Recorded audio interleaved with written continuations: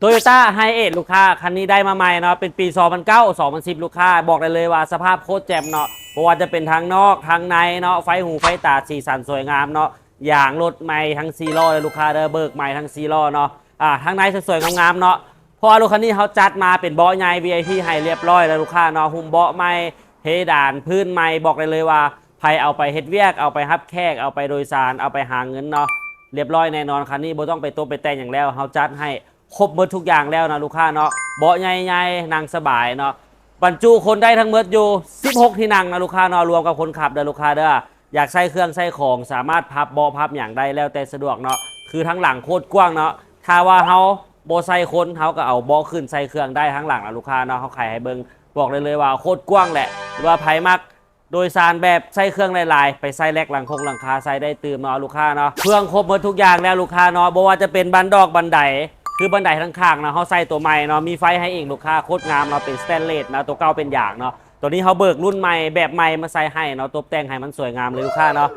คันนี้เนาะเป็นเกียร์กระปุกด้วยลูกค้าเด้อเครื่อง 2,500 ซีซีจากกระส่วนซ้ายเดิมสูตรลาวนะลูกค้าเนาะทั้งในทั้งหน้าเป็นจอ Android เขาใส่ให้ครบเบิดแล้วบ่ว่าจะต่อบลูทูธเบิ่งหนังฟังเพลงต่อ Wi-Fi แล้วแต่สะดวกเลยลูกค้าเนาะเป็นพื้นเป็นหยังเนาะทั้งหน้าเขาจัดใหม่ให้เรียบร้อยแล้วเนาะพื้นใหญ่มักบวบกันขี้ฟอกขี้ฝุ่นเขาใส่ให้ครบแล้วเด้อลูกค้าเด้อคันนี้เนาะราคาอยู่600ไปล้านเนาะจ่ายก่อนกับ 30-40% แล้วแต่ลูกค้าสะดวกเลยเนาะเอกสารเขาครบพร้อมโอนบ่ว่าจะเป็นป้ายนครหลวงเขาใส่ให้ครบเนาะเทคนิคค่าทางประกันภัยปึ้มไปไทยเขาใส่ให้ครบจบเลยลูกค้าเนาะบวกของตัวรถบ่ว่าจะเป็นน้ำมันเครื่องหม้อกองแอร์กองอากาศฟิลเตอร์ต่างๆเขาไล่เปลี่ยนให้ใหม่นะของหลอกของเดียวคือว่าจัดใหม่ให้ลูกค้าครบจบเลยนะลูกค้าเด้อรถคันนี้เขาจอดอยู่บ้านหนองพญาเนาะต่อหน้าวัฒนาต่อหน้าบิ๊กซีใกล้ๆกับห้องหมอแม่เด็กที่สำคัญเนาะติดกับฮอม11อยู่ทางใหญ่ลูกค้าเนาะมาเห็นฮอม11แมนเห็นห้านเขาเลยนะลูกค้าเด้อ